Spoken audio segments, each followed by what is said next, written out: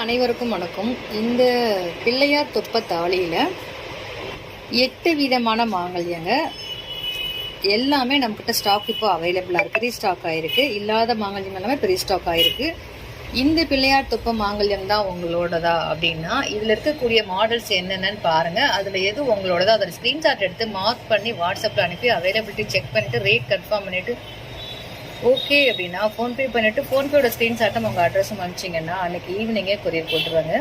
இது கூட நிறைய அப்டேட்ஸ்க்கு நம்ம சேனலில் மறக்காமல் சப்ஸ்கிரைப் பண்ணி வச்சுக்கோங்க. உங்கள் நண்பர்களுக்கும் தேவைன்னா ஷேர் பண்ணுங்கள்.